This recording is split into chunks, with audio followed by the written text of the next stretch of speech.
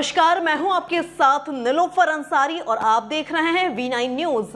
देश और दुनिया की हर बड़ी खबर पर रहती है हमारी पैनी नजर। आइए नजर डालते हैं आज की बड़ी खबर। यूपी के सीतापुर जिले में रामपुर मथुरा थाना क्षेत्र पाल्हापुर गांव में शनिवार की रात एक ही परिवार के 6 लोगों की दर्दनाक हत्याकांड में एक नया मोड़ आ गया है। जब मामला हाई प्रोफाइल निकला तो जांच एसटीएफ को सौंप दी गई। एसटीएफ को जांच मिलते ही उसे यह अंदेशा हो गया था कि इतना बड़ा नरसंहार कोई उसका परिवार का सदस्य ही करा सकता है। उन्होंने उसके भाई अजीत सिंह को पकड़ा और घटनास्थल के एक एक कोने की बारीकी से जांच शुरू कर दी। जब पुलिस ने मृतक के भाई से कड़ाई से पूछताछ की तो सच सामने आ गया। अजीत सिंह ही निकला अपने भाई एवं परिवार का हत्यारा।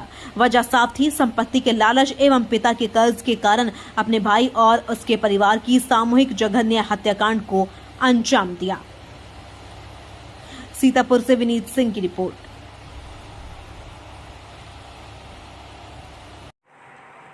देखिए, दिनांक 10/11 की रात्रि में ये थाना रामपुर मथुरा क्षेत्र में एक बहुत ही जघन्य आपराधिक घटना घटित हुई थी, जिसमें एक ही परिवार के 6 लोगों की हत्या कर दी गई थी।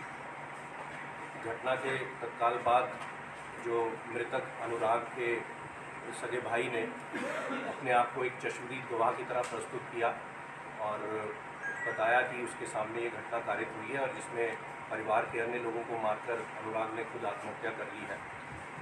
इसके बाद सायंकाल में ही पोस्टमार्टम के बाद जो तथ्य सामने आए उससे ये बात स्पष्ट हो गई कि ये एक हत्या का मामला था, जिसमें 6 के 6 लोगों की हत्या की गई थी।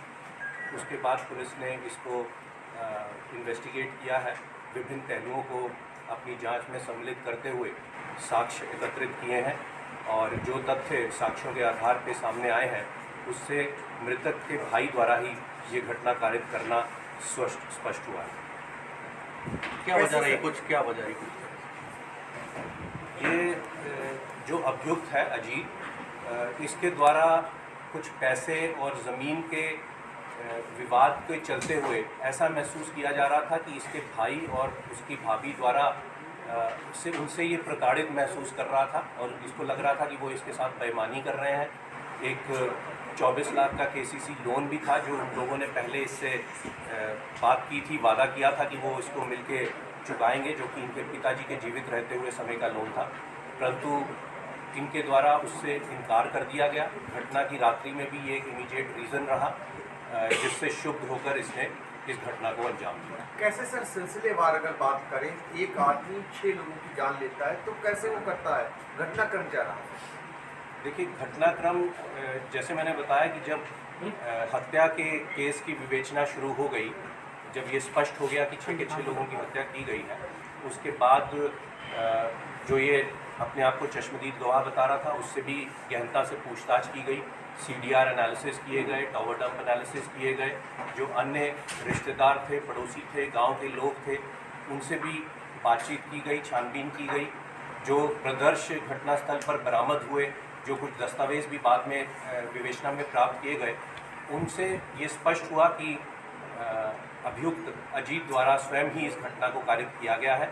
जहाँ तक घटनाक्रम का बात है तो इसने सिलसिलेवार फर्स्ट फ्लोर से शुरू करके पहले अपनी भाभी को इस घटना का अंजाम बनाया, उसके बाद नीचे ग्राउंड फ्लोर पे आके इसकी माँ जिनको जानकारी हो गई थी उन पे वार किया, अपने भाई पे वार किया और फिर एक एक करके बाकी बच्चों को भी इसने इस घटना का अंजाम बनाया।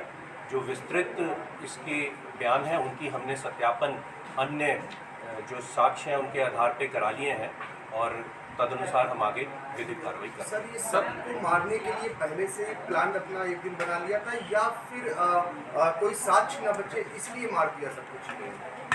देखिए, ये पूर्व में ही अपने भाई और खासकर अपनी भाभी से प्रताड़ित महसूस कर रहा था। इसको लगता था कि भाभी भी है जो वो भाई को सही निर्णय नहीं लेने दे रही और इसके खिलाफ वो लोग जा रहे हैं। तो इसका जो अब तक विवेचना हुई है, इससे ऐसा लग रहा है कि ये अपने भाई और भाभी को इस घटना का अंजाम बनाना चाहता था, परंतु बाकी लोग जो कि घटना के बारे में जान गए तो इस कारण से उसको उनके खिलाफ भी इसने ये घटना कर।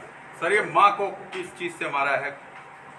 देखिए, ये विवेचना के बिंदु हैं, साक्ष्य हैं, उनको अलग से विधिक रूप से औचित्यपूर्ण नहीं होगा कि उसको एक एक चीज़ को यहाँ पे साक्ष्य को प्रस्तुत किया जाए, परंतु हमारे पास पर्याप्त साक्ष्य आ गया है जिसको हम न्यायालय में प्रस्तुत कर रहे हैं। इसकी पत्नी की क्या भूमिका रही इसमें?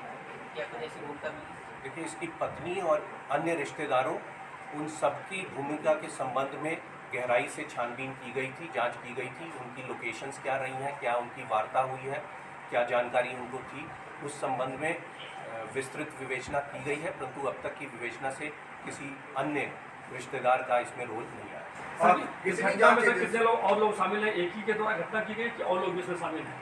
जैसा कि मैंने बताया कि जो अब तक विवेचना की गई, जो साक्ष्य एकत्रित किए गए हैं, जो तथ्य सामने आए हैं और जो प्रदर्श भी हमें घटनास्थल से मिले और जो इसके द्वारा गहनता से जब अभियुक्त अजीत से पूछताछ की गई, जो वक्तव्य इसने दिया, जो चीज़ें इसने बताई, उनका जब सत्यापन किया गया तो इसी के घटना में सम्मिलित होने का स्पष्ट प्रमाण हमारे सामने आया है। अन्य किसी के भी शामिल होने का जिस तरह से कोई प्रमाण घटनाक्रम हुआ है, जिस तरह से शूट किया गया हुआ है, उससे तो लग रहा है कि कुछ ही शाख पकड़ के शामिल होने की बात है। नहीं। एक तमंचे का प्रयोग किया गया है और जो साक्ष्य घटनास्थल से मिले हैं उससे मैंने जैसे बताया कि अभियुक्त अजीत के सम्मिलित होने का पूर्णता साक्ष्य के आधार पर स्पष्ट हो रहा है। तमाम ऐसे अनसुलझे सवाल हैं जो इसे खुलासे पे जो है सब प्रश्न लगा रहे हैं कि क्या एक जो जिसके भी कुछ दिन पहले बाईपास सर्जरी हुई हो और जिसको डॉक्टर के बताया जाता है कि उसे मतलब शोरगुल से अलग अलग उसको आराम मिलना चाहिए, तो क्या वो ऐसा एक हार्ट पेशेंट जो सर्जरी जिसकी हुई है वो 6 घटनाओं में शामिल हो सकता है और वो भी वेपन से उसको हम अंजाम दिया? देखिए, वो बहुत समय से, जैसे मैंने बताया, प्रताड़ित महसूस कर रहा था और उस रात को भी एक इमीडिएट रीज़न उसके पास भी रहा, ये भी हमारे सामने आया है। और जो भी एविडेंसेस घटनास्थल से प्राप्त हुई और जो और छानबीन की गई, उससे मैंने बताया कि पर्याप्त साक्ष्य हमारे पास हुए कि उसके द्वारा ये घटना को कारित किया गया। ये सर, एक अवैध चीज- असलाह जो इसमें प्रयोग किया गया उसके द्वारा, ये इसके संबंध में कुछ आपने जानकारी ली कहाँ से उसके पास आया? हाँ, उसके बारे में छानबीन की गई है।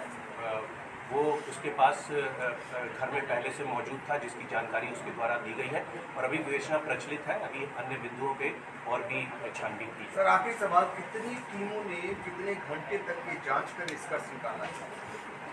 देखिए, ये 10-11 की रात्रि में घटना कारित की गई थी, जिसकी सूचना पुलिस को 11 सुबह प्राप्त हुई थी और फिर सायंकाल तक पोस्टमार्टम होते हुए और रात्रि में देर रात्रि में रिपोर्ट आते हुए स्पष्ट हो गया था कि ये हत्या की एक घटना है। और इसके बाद पिछले 5 दिनों में विभिन्न टीमें इसमें सम्मिलित रही हैं। सर्विलांस टीम, एसओजी टीम, थाने की टीम, स्पेशलाइज्ड टीम